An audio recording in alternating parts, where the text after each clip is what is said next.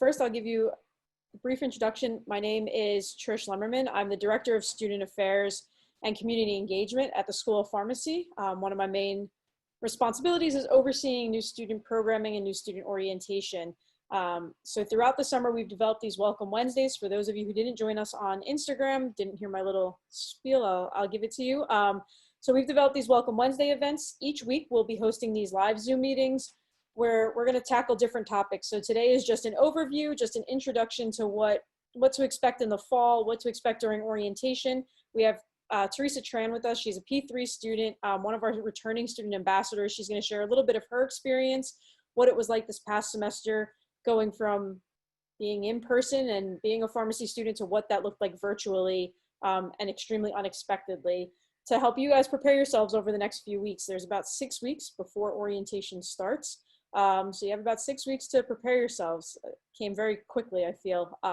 Even being locked down and in quarantine and stay at home, I feel like the time is flying, and I feel like it should be the opposite. So Teresa's gonna share a little bit of her story. I know one of the biggest questions we received a couple of times was, is there an orientation still happening? And what does that look like? So orientation is occurring. It'll be from August 17th to August 20th. It'll be a combination of pre-recorded sessions and live sessions. Every day during orientation, you will be required to log in and be live with us. And that schedule will go out within the next few weeks. We're just finalizing some details on that schedule. And as for this semester, if you haven't seen already, if you haven't seen the university's announcement, we will not be back in person until at least September 8th. So the first few weeks from the August 17th until September 8th, all of your classes and orientation will be completely virtual. So we will be utilizing Zoom. This is our main platform as a university. So as you get your student login, you should be able to log in through your FDU email address. And then once the semester starts and during orientation, you'll be required to log in through there. So we'll use orientation and these sessions to give you a little bit of practice of logging in, making sure you're on your FDU email. It's gonna be important because that's how your attendance is pulled, and it'll be pulled for programming and for your students. So, or for your classes rather, sorry. And it's important because some of our systems don't connect. If you log in with your Gmail or your phone number, it's not gonna tell us who you are. So make sure you set up your email addresses sooner rather than later for those platforms. So hopefully that answers, I think, the biggest question everybody has is what's happening with orientation in the beginning of the semester. So I just want to preface this conversation by saying that. The other question we got was about white coat. So we will not be having a white coat ceremony during the week of orientation because we want to be sure to give you that special ceremony that you deserve. This is a huge moment for everybody coming into pharmacy school. It's a huge accomplishment. And getting that white coat in person is really symbolic. And it's a great ceremony for your families and for those who have supported you as well as yourself. So we will be rescheduling that once we get the clearance to have large scale programming in person and be able to safely gather your friends and family and be able to celebrate with you. So for now, we're trying to get through orientation, the first weeks of school, get everyone back safely and healthily. So for now, I'm gonna push it over to Teresa to give herself a brief introduction of who she is. We posted her bio on Instagram, so if you're not following us on there, you can check out more information about her. She answered a few questions that we had, along with an awesome picture of herself on what looks like a nice vacation, which we're all wish we could be on right now, I'm sure. But if Teresa wants to introduce herself and explain why you joined the FDU Pharmacy family. Yeah, hi everyone. I'm Teresa. I'm a third-year pharmacy student. I'm also a dual degree student pursuing my MBA as well. I chose FDU for the smaller class sizes. I know I kind of mentioned that for those of you who joined us on Instagram. That was huge for me, being able to get to know my classmates and my professors on a more personal level, and also being able to easily go to the professors for help too. I think it really helps when you are from a smaller class size because otherwise you just kind of get lost in the mix of a larger student body. Any questions? I know we had a few that we didn't get to during the Instagram live. So I think one question I remember was, what was your hardest class, right? So it's funny because my hardest class was actually Dr. Guo's class, who's on the call with us. That was physical pharmacy. But for me, the reason why it was hard, because I know people will ask, is just because you have to have a really clear understanding of what you're learning. It isn't just remote memorization. It isn't just, plug and chug. You really have to have a full grasp. And what I wish I had done sooner with Dr. Guo was go to him for help a lot sooner than when I did. So again, that's probably a huge tip too in regards to that class. And don't let it affect you mentally either, because I also think it's a mental game, because you'll actually hear from a lot of students that class is very challenging. But definitely don't let it get you down mentally, because that was a mistake I made too. So just actively listen when you're in his class, and have a clear understanding of what you're learning, and go to him for help. But I think Dr. Guo has better tips. Well, I think it's important. Oh, go ahead, Dr. Guo. Well, I'm not going to say too much, but I'll kind of spend more time at the beginning of the semester to talk about how to learn the subject. So I'm not going to kind of worry you or scare you too much right now. Just enjoy the summer for now. Yeah, totally. I didn't mean to scare you either. And Dr. Guo will also be joining us later this summer, towards the end of July, for a session meeting the directors of our academic programs, where he can share a little bit more information about his area specifically, and maybe some tips and advice for students on how to prepare and how to study specifically for the courses in his area that he oversees. So he'll be joining us in August for that session. But Teresa brings up a good point, that reaching out to your faculty members is extremely important if you're not understanding the material, and going to their office hours. So I know that was a question we had, and we talked about on the Instagram Live too, was tutoring, and we don't offer tutoring. So what advice do you have for those who weren't on the Instagram about how to answer those questions if you're not understanding the material? What does that look like? Reaching out to faculty members, how do you handle that as a student? Yeah, so once the class is over, if your professor isn't going off to another class, a lot of them are open to you just walking up and asking quick questions. And if you have a more detailed question, or if you need a lot more time, individual time, then you can schedule an appointment with them. And some of them even allow walk-ins too. But also a lot of them are all receptive to email responses, especially during the virtual learning time that we were having as well. But yeah, just be open to going to them for help. You guys can ask Dr. Guo later. Like in the beginning, I wasn't really asking him a lot of questions, and that really negatively affected me. And then later on, I was asking him, I felt like I was bombarding him with questions, but he didn't mind, and I ended up doing better. So I definitely think, do not be scared of going to professors for help. They love it when you go to them for help. They want you to ask questions, because if you don't ask questions, then they don't know if you are struggling with something. So I think that's huge too. Perfect. Can you talk a little bit about what it was like for you going virtual, and how you had to shift your studying from being in person in class to virtual learning, and what that looked like for you, and any advice that you have, since these students do have about 6 weeks to prepare themselves, where you had a couple of days to figure out what that looked like. What advice do you have now that you've kind of been through it for a few months? I would say if you're not a planner, you need to become one. So for you, that may look like having a paper planner, or if you want to use your calendar in your phone. I think that's huge, regardless of if we're in person or virtual, but especially if we're virtual, because it's so easy to get lost in the mix. I think that you should attend your Zoom lectures as if it was in person. It's so tempting to think that you can multitask, but I promise you, you can't, because then you won't be able to really utilize your lecture time. And you don't want to be stuck with feeling like you can just, I'll just go listen to the recording after, because you really don't have time to do that. You want to reserve your recordings to listen back on something that you need more time with, but you don't want to feel like you have to listen to the entire lecture again. So I definitely think that it's important to make your class time efficient. So be present, and not just attending, but also actively listening. Engage in the questions that the professors are asking you, and I promise that it'll make the virtual learning experience so much better. I know for a lot of us in the beginning, it was really nerve-wracking. We're all really we felt like it was going to negatively affect us. But if like the school does a really great job of implementing different things, more office hours, recorded postings, and again, like there's a lot better engagement through Zoom actually. So that would probably be the biggest tip. And I know I mentioned earlier, establish a routine for yourself. Schedule the times that you have in-person Zoom meetings. Schedule the time that you're going to sit down and study. Schedule the time that you're going to take a break, relax, eat, sleep, exercise, take care of yourself too. And yeah, that's pretty much it. Definitely establishing a routine is huge. Excellent. I got a question privately about the materials and the iPads and your white coats and when you'll be receiving those. So just to kind of go off of studying for a minute. We are still working on iPad distribution. The plan is that everyone will still have an iPad. The deans have been working alongside our IT department and Apple to try to figure out how that distribution is going to work.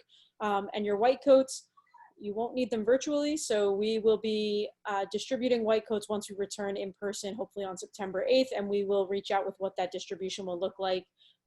If you had your interview in person with Tracy Templin, who's also on the call.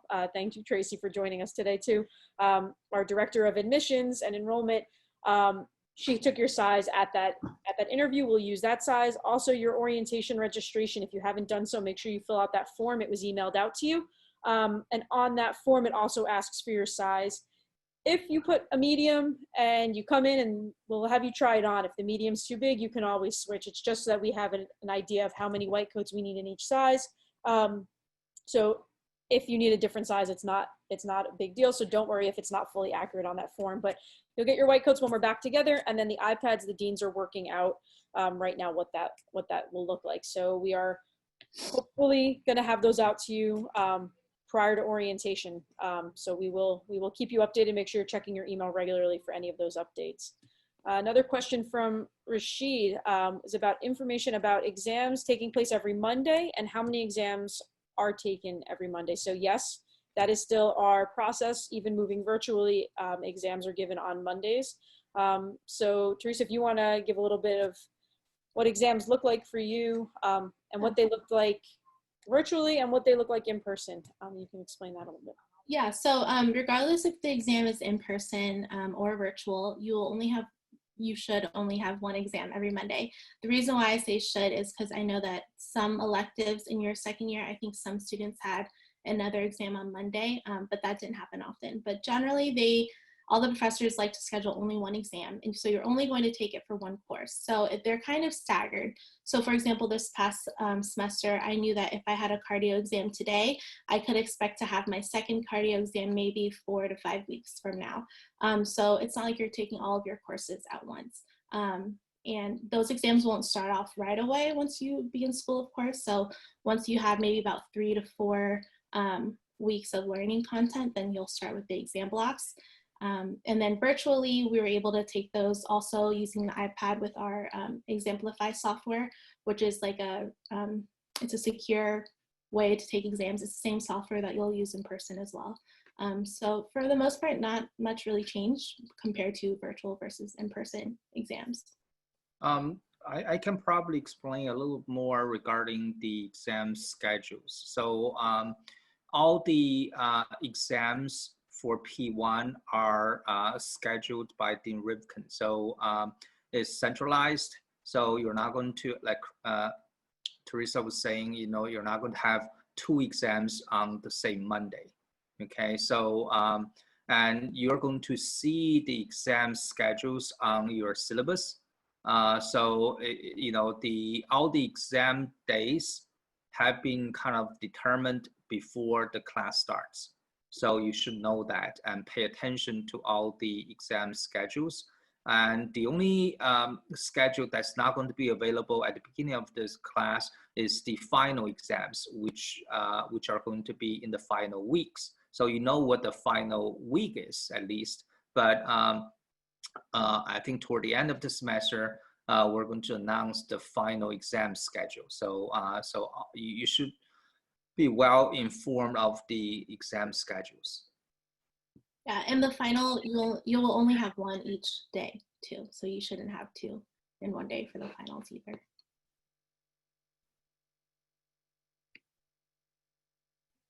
Perfect. With that, Teresa, how many exams are there for, approximately, how many exams for each class do you take throughout the semester? It depends on the course. I feel like it's about 4 P1 year. Dr. Guo, I think that's correct, right? It's like 4 exams per course, 3 to 4. It varies from class to class. Some class may have 2 exams, 1 midterm, 1 final. Some classes may have more, but I don't really think any class should have exams more than 4 exams. Yeah, I've never had more than 4 for one course. More than 1, less than 4. 4. I see a question, are final exams cumulative? That'll depend on your professor and which course it is. I want to say that for therapeutics courses, they generally are cumulative. And I know that can be scary, but it's the best way to really kind of assess your knowledge, and it helps too. And the reason why they're cumulative is, one content from one exam, it kind of coincides with the following exams too, since they're like systems-based courses. So even if you aren't studying a lot for the cumulative material, you will most likely already know it for the final. Trish, do you want to address the question about the class schedule? Because I don't know what it's going to be like for the ones. She's asking, right, what the class schedule is like. So right now, the class schedule is being worked on by the deans. Again, we need to work with what our guidelines are for social distancing and what that is on a state level and at a university level. So that has been changing. As everyone is aware, all the social distancing guidelines have been changing regularly. So it changes minute by minute. I know there have been some course schedules that have been proposed to faculty members. So once that comes out and that's finalized, it'll be communicated with everybody. But we will be taking social distancing into account and trying to work out what that looks like. So I think the question is, do you still have Fridays off? I can't confirm that. Rashid, probably what you heard may not be 100% correct.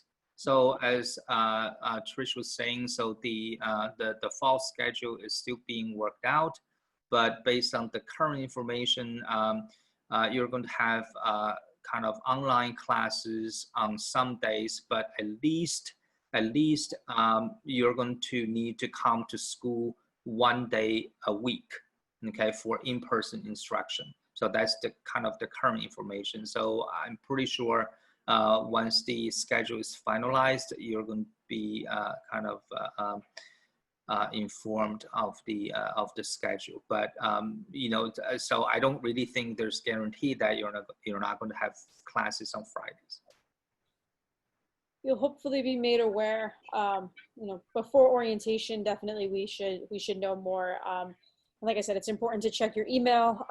Tracy put in the chat box too, just as a reminder to make sure your FDU email is set up. And that's where all of her communications will go moving forward. From today on, all your emails will be going through your FDU email. So make sure you know how to access your email. If you don't, you can send me an email and we can try to walk you through that.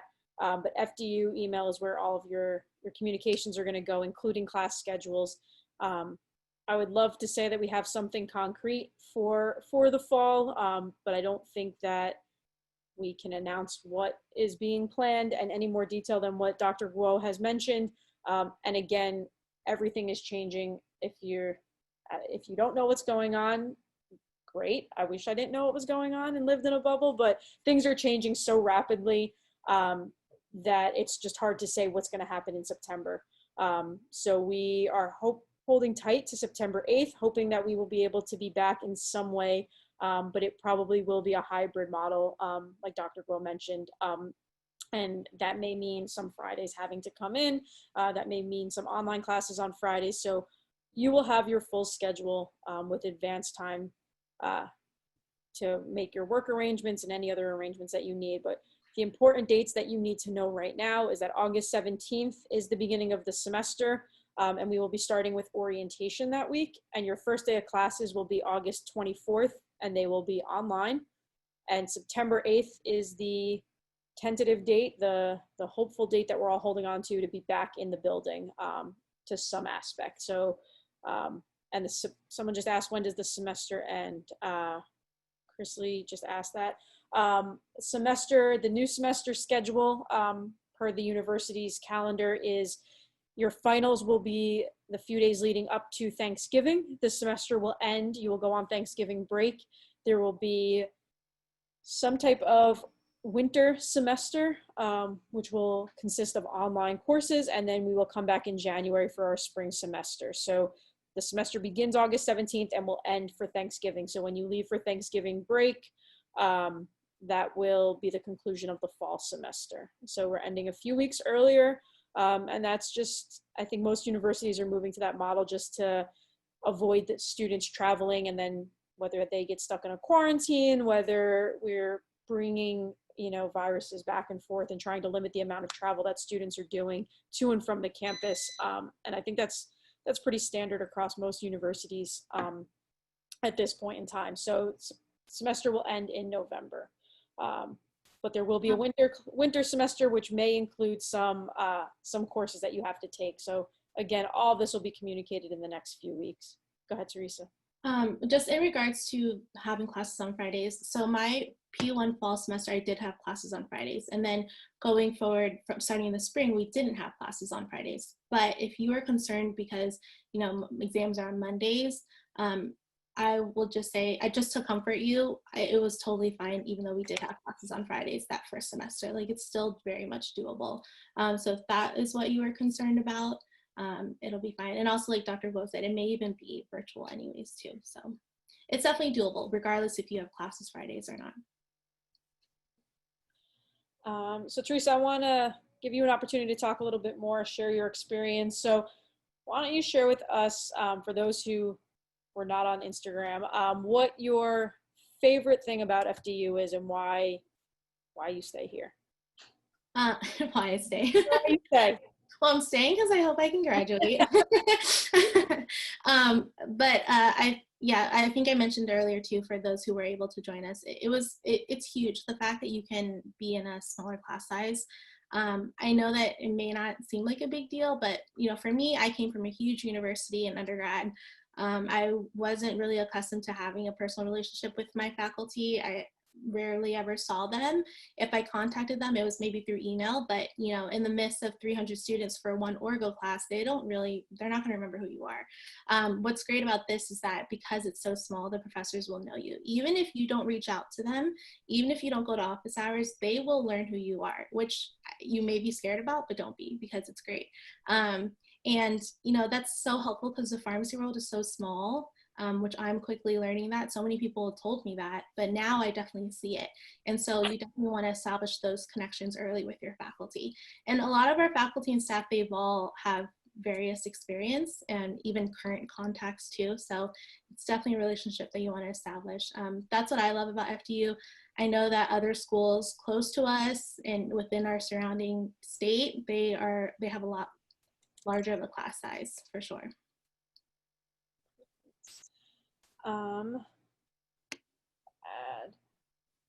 Working, right? I think that was a big question. Yep, that was another big question. Okay. I definitely alluded to this on our Instagram Live. I had no regrets about not working my first year of pharmacy school. I was a non-traditional student in regards to not matriculating directly after undergrad. I had completed my bachelor's degree maybe 4 years prior to going back to pharmacy school. So for me, I knew what my limits are. So I spent my summer working because I knew that I wouldn't be able to work in the fall and the spring. Because I know for me, I wouldn't be able to juggle that. The more traditional students who did matriculate, I know that they started to work and then they had to cut back a lot of their hours because it's really hard, and remember, you're in school to get your degree, right? So you'll have the rest of your life to work. So be in school and focus on that. So I personally think it's quite difficult.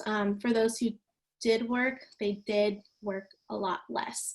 So if you are expecting to even do part-time, that's probably not possible. Like, I think a lot of my classmates maybe work twice out of the month, like maybe 2 Saturdays of the month. Once you progress through the curriculum, you'll be able to kind of get your bearings right, and you'll be able to balance working too. Like, I have plans to work next spring. I won't be working this fall because my rotation was pushed into the fall because of COVID. But this summer I'm taking my MBA courses, but I also am working. And even if I would have had my rotation this summer as planned, of course I wouldn't work as much. But that's kind of the gist of it. It's a lot harder to work during the main semester. Perfect. So I have a question from Adai about Facebook groups for incoming students and class of 2024 Facebook pages. So we don't create official class pages. We used to in the past, and it became a lot to be managing. What we do have is RX Engage, and once you have your FDU email address, we will be creating over the next few weeks a class page there, and you'll be able to message out to students, and we'll be posting all information on there regarding orientation, your sessions. Something that I know Teresa mentioned in our session prior to this was the use of GroupMe. All of our classes utilize GroupMe as their main form of communication with each other. So the ambassadors will walk you through how to set up a GroupMe page, a GroupMe account, and a GroupMe for your class, so everyone can start to join that. That's the biggest form of communication. But we don't have any official Facebook or Twitter groups. We do a lot of social media engagement using Facebook and Instagram on our main page. And we encourage all students to join those pages so that you can have those forms of communication. If there's something specific that you're looking for, we're open to exploring it. So if you want to reach out to me, we can talk a little bit more about that. But Teresa, I don't think your class had a class Facebook page or anything like that going on. Yeah, we didn't. I mean, a lot of us, like you said, we would follow the social media pages, and Justin does such a great job at keeping everyone in the loop too on Instagram. So everyone should definitely follow that page. And yeah, all of us ambassadors we'll figure out a way of how we get your GroupMe set up. I know in the past we would set it up for you guys during orientation week. So we'll figure something out, and then you guys will be able to communicate with each other in your GroupMe. For those who aren't familiar with GroupMe, it's like another means of text messaging, but it uses Wi-Fi or data, and you're in a whole group with all of your classmates. So that is probably going to be your best. I think that's probably what you're looking for when you're asking about a Facebook or a Twitter page.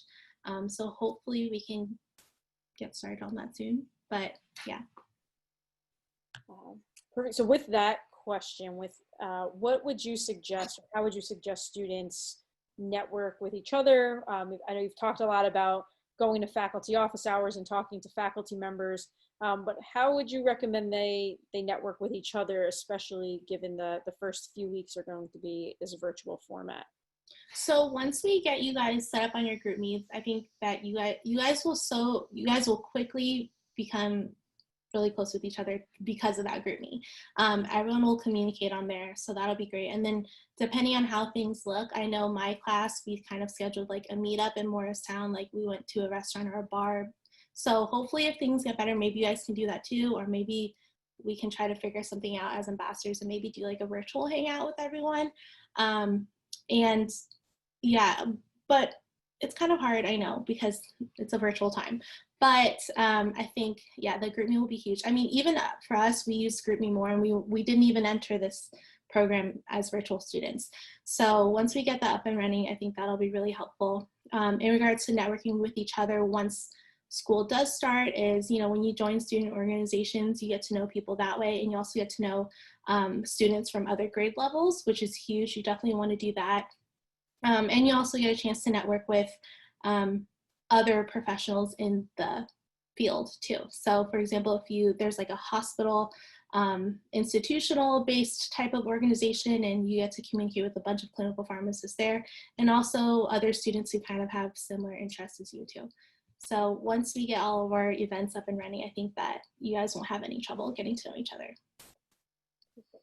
So question I think I got privately and that came in maybe to everybody a few messages back is, how do you access kind of all of your information on FDU? You have your email addresses, but now what do you do from there? So if you go to fdu.edu, their main page, and you click on shortcuts, you're going to see something that says webmail. So that's how you access your email and set that up.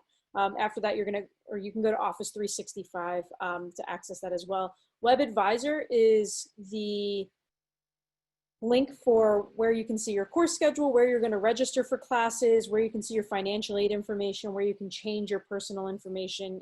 All of that is in Web Advisor. And then Web Campus is Blackboard. So that's where you're going to access your classes, your assignments. So there's three main platforms that you need to access as a student. So you have Webmail, Web Advisor, and Web Campus. So if you go into shortcuts, there are links directly there, right on the main page of fdu.edu. So it should be pretty easy to access and get familiar with. Also for email, I would just recommend to download the Outlook app. If you have a Mac, you can download it directly onto your dock. And on your phone, I would highly recommend the Outlook app as well. It works a lot better than using .com or using the email space in your phone, for sure. Agree. All right, so we're gonna wrap it up in about 2 minutes. If anybody has any last minute questions, you can send them in the chat box. Teresa, your biggest piece of advice for incoming students for the next few weeks, what should they be doing? What do you wish you would have known before you started? This summer, you should relax and spend time with your friends and family. I know it's a weird time, so do it responsibly, but definitely relax, and because you really won't have an opportunity to have a summer like this again. If you want to work, if you're comfortable with working, go for it this summer. I don't think that you should study because there's really no point. I mean, I remember when I first started, I was like, oh, let me go buy like the top 300 drugs on a card and like look at them. And I think I looked at them once and I was really confused. Also, because I didn't have pharmacy experience going into school. I worked in a healthcare setting, but not direct pharmacy interactions. So that kind of made me nervous, and I felt like I needed to brush up on drug names and everything, but I'm telling you, you're fine. Everything you need to know, you're going to learn once you start school. If you do work in a pharmacy setting, that's awesome. You are already set for like drug names, but if not, don't worry, it's okay. So I definitely don't think you need to study. If you personally feel like there are certain aspects of anatomy or orgo that you really would feel better if you did prepare, I would say do what you want to do, but also keep in mind that the professors will also prepare you. So they'll kind of do a brush up. Like if you really don't remember something about anatomy, they'll kind of remind you of how the drug works and everything too. And other advice is don't compare yourself to other people once school starts. It's so easy to get really competitive and compare yourself with one another. But just remember, you guys are all in this same program. There's nothing to prove. You guys have already proven your worth for being here. So just run your own race. Don't worry about it. Focus on your own goals and we're gonna be fine. I think that's excellent piece of advice. So many times, especially in a cohort setting, it's so easy to compare yourself to what others are doing. And I've had so many conversations with students who come in my office, you know, comparing themselves to other students who they feel are not putting in as much effort as they are, but they're getting better grades. And they spend so much time wrapped up and consumed in that thought that they're not focusing on themselves. So I have that conversation probably at least 10 times a semester with students, individually, in groups of students, to just say, worry about yourself. Like at the end of the day, you're getting this degree for yourself. It doesn't matter what this student is doing, what the student next to you is doing. All that matters is what you're doing. You're not trying to get this degree for anybody else. It doesn't matter if your study group and your grades are better than the person you're studying with. You need to focus on yourself. You need to figure out what works for you. And just because Teresa studies one way does not mean it's going to be the same way that you can study. And that, I think, is one of the hardest transitions going into pharmacy school, because the way you study for your undergrad, or even if you have a master's degree, you're coming in from graduate work, this is a completely different level of graduate work, and it takes a completely different way of studying, and trying to figure out what works is tough. It's a really hard transition. So I know I tell students to talk to as many people as they can to try to figure out different ways people are studying, to try to find that perfect study set for you, because it's so different. But not comparing yourself is such a great piece of advice, because I have to have that conversation so often with students, and they get so caught up in that they forget about what they're really here to do. Totally. And also that reminds me about like in regards to studying, and like you'll learn what works for you. But if I can share what worked for me is I felt like especially because I wasn't a traditional student, the day that I learned one lecture, I felt like I needed to come home and maybe brush up, maybe just flip through that same exact lecture. Because you guys will also see when you're reviewing the same content in the same day or even the next day, that helps with retention. Versus, okay, I'm looking at it this week, and the next time I'm going to look at this lecture again is going to be the weekend before the exam. Like, you probably won't remember a lot.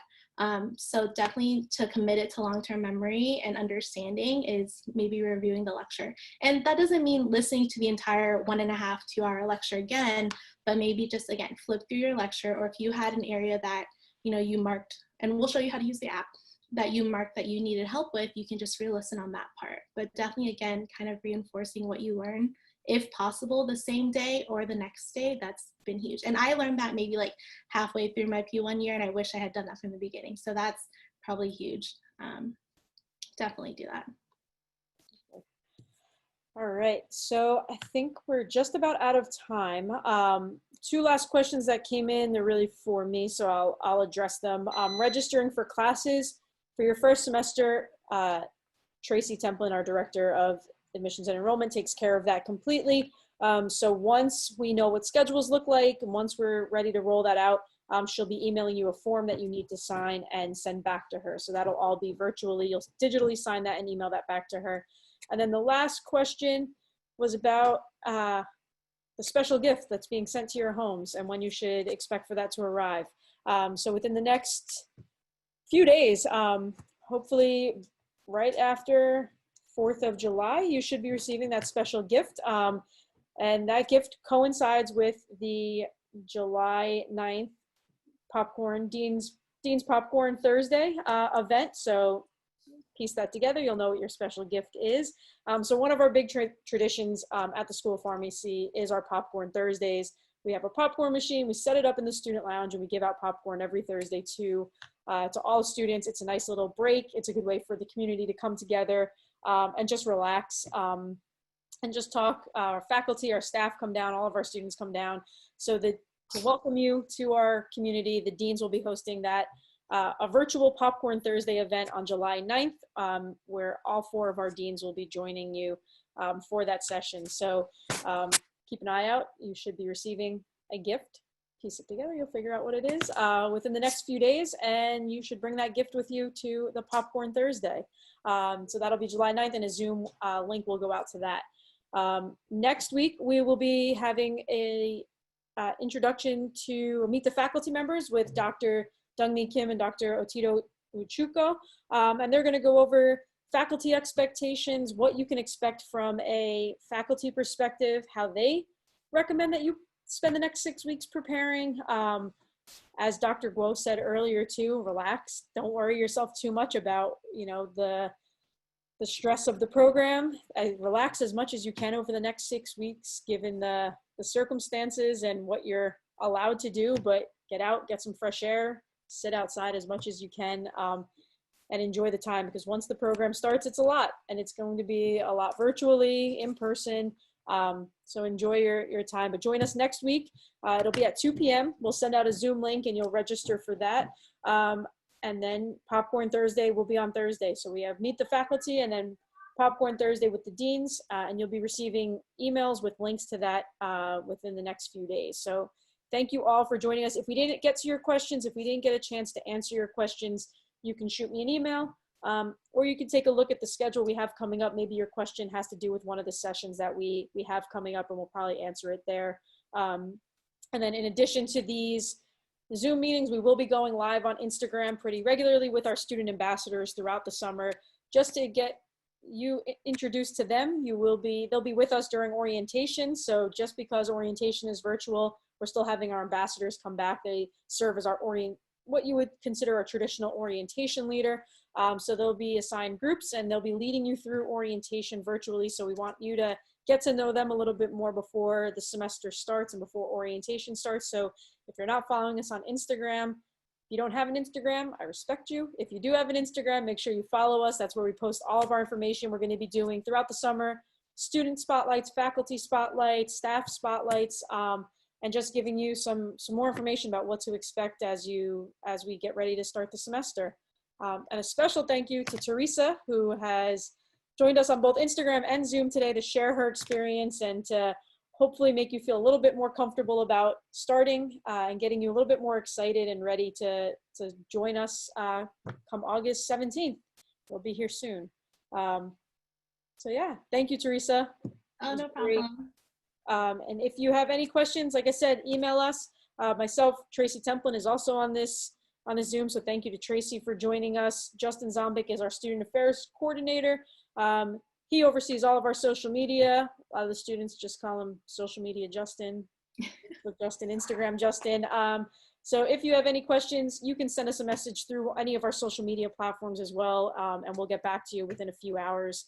And if we don't have an answer, we will point you in the correct direction, or we'll try to get that answer for you. So don't hesitate to reach out. As Teresa said throughout her whole session here, our community is something that we really pride ourselves on, and that accessibility to faculty, staff, year-round is something that we try to stay true to. So any questions you have, no matter how big or small, just send me an email, even if it's about when we're getting our gift. Doesn't matter, just send us an email. We're happy to respond. And I hope everybody enjoys the holiday weekend and stay safe, and we'll talk to everybody soon. Bye, everybody. Bye, everyone.